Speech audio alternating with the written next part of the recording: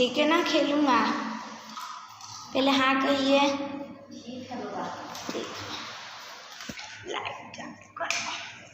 Hello guys, कैसे हैं आप लोग? होप आप सभी लोग अच्छे होंगे, स्वस्थ होंगे, मस्त होंगे। और आज नवरात्रि के एक दिन पहले का है और आज हम भगवान जी के रूम का सारा साफ़ सफाई कर रही हूँ।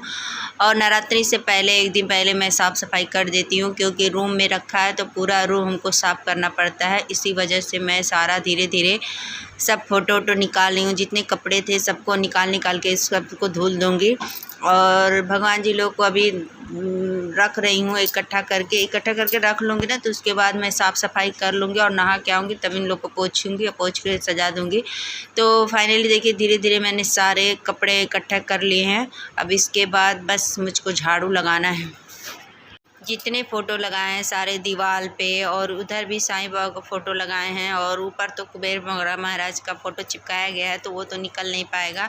तो जो निकलने लायक है उसी को मैं निकालूंगी। वैसे इस रूम में कुछ है नहीं, सिर्फ भगवान जी लोग का ही, भगवान जी का ही रूम कहा जाता है इसको, क्योंकि इसमें कोई ना कुछ लगाया गया नहीं है, सिर्फ रूम ही एक खाली रूम है। और इसमें मैं भगवान जी की पूजा करती हूँ और इसमें कुछ मैं रखी नहीं हूँ। और फाइनली मेरा सब कुछ इकट्ठा कर लिया है। अब सब कुछ सामान हटा के उसके बाद मैं झाड़ू लगाना स्टार्ट करूँगी।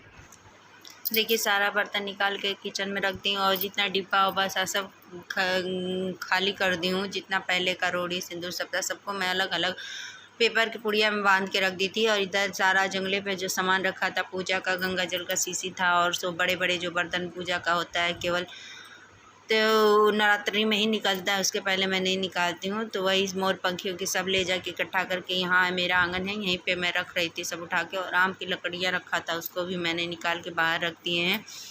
और फाइनली मेरा पूरा रूम खाली हो गया। अब चल रहे हैं टेबल लाने। इधर मेरा कपड़ा भी धुल रहा है, तो अभी चलेंगे नीचे से बड़ा वाला टेबल लाएंगे तो उस पर चढ़ के अच्छे से सफाई होगी। तो चलिए चलते हैं लेने के लिए नीचे। वो बड़ा वाला जिस पे खड़े के जाने वाले जहाँ से वो वाला टेबल, वो खाने वाला टेबल नहीं था। तो मैंने पहन ली चप्पल, ये उठा लिया गया है। मैं यहाँ बिलाल माता उनकी वीडियो बनाने के खड़ा हूँ। और यहाँ टेबल, यहाँ पे कुछ बड़ों की हेल्प दी गई है, उनमें से एक तो छोटा ही है, ली गई है बड़ों की हेल्प, उनमें से एक है छोटा ही। मुझे बकलोल बोल दिया तो बोलता हूँ खुद ही होता है, चलो जाने दो, चल लेंगे थोड़ा सा। मुझे ऊपर चढ़ के झरना वीडियो बना लिया। ये हाँ मम्मी चढ़ गई उसके ऊपर, ये खड़े बहुत देर से हो गए। वो देखो ऊपर झाले साफ हो रहे हैं, कुछ झाले दिख तो नहीं रहे पर साफ हो रहे हैं। देखिए, मैंने टेबल ला दिया और टेबल के ऊपर चढ़ के जितने सब थोड़े मोड़े झाले, तो वैसे ज़्यादा झाले थे नहीं, मैं फिर भी मैं झाड़ के साफ़ कर रही थी। और कपड़ा भिगो के पोंछते जा रही थी, क्योंकि सब डिज़ाइन जो बना है ना, इसको मैं कपड़े से पोंछ दे रही थी। और रोशनदान जो है उसके ऊपर शीशा उसा जो लगा है सब पे मैं गीला कपड़ा से पोंछती हूँ। और जो जंगले है लोहे उसको भी मैं गीले कपड़े से पोंछती हूँ। और इसके बाद मेरा सारा काम वैसे ख़त्म ही होने वाले हैं। ये सब ऊपर वाला काम इकट्ठा करके ख़त्म कर लूँगी, तो उसके बाद नीचे से सिर्फ फर्श को धोना ही रहेगा और कुछ नहीं। और देखिए, मेरा 3 रोशनदान है, तीनों रोशनदान मैं पोंछ डाली हूँ। और जो इसी से उतरते हुए टेबल से ना जो पर्दे का वो है डंडी, वो भी मैं पोंछ दे रही हूँ, क्योंकि बार चढ़ना उतरना बड़ी दिक्कत हो रही है और थकान सी हो गई है। क्योंकि आज सुबह से केवल सफाई कर रही हूँ और कुछ नहीं, वही खाना बना के वही सफाई में लग गई, फिर से तब से सफाई मेरा ख़त्म नहीं हो रहा है। तो आज लास्ट है, तो इसीलिए देखिए चढ़ने उतरने में कितनी दिक्कत हो रही है। थक गए हैं, एकदम बिल्कुल थक गए हैं। और मेरा पूरा ऊपर का हो गया। अब इसके बाद मैं पाइप लगाऊंगी और सारा इसे पाइप से सारा धुल दूंगी। और पंखा साफ करने लग गए।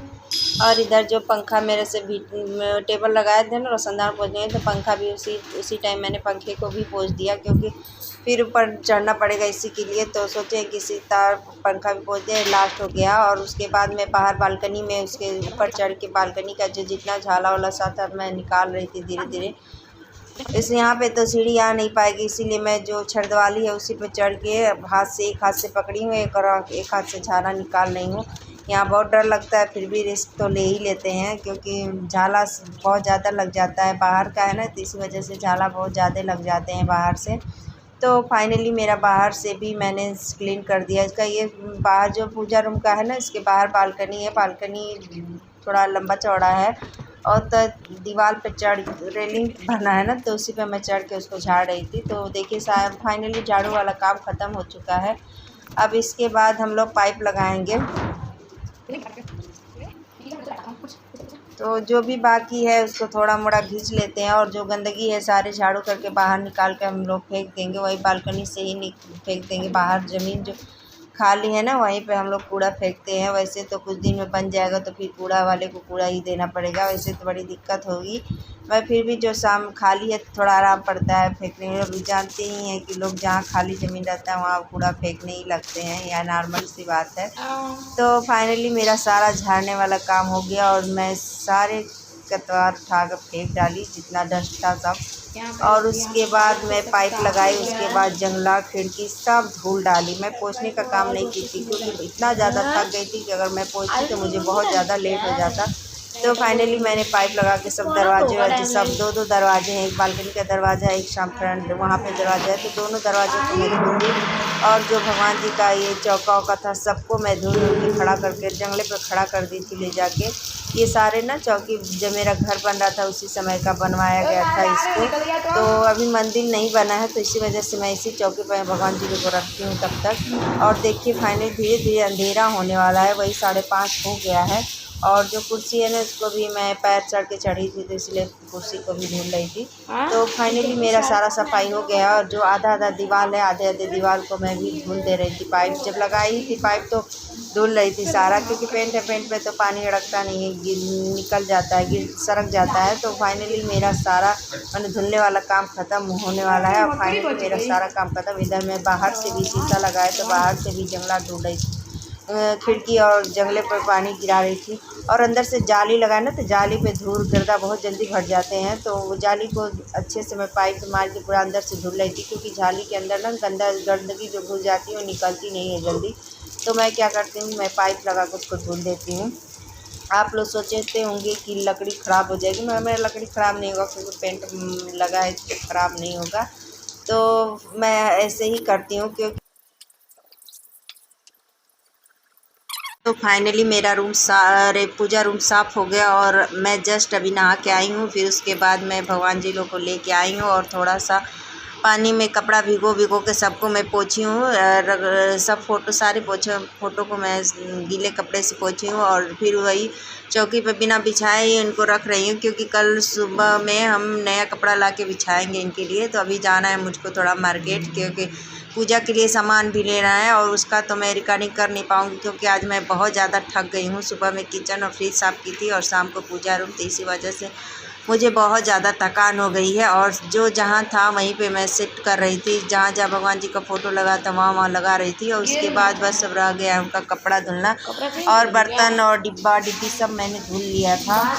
हाथ का डिब्बा धुले थे।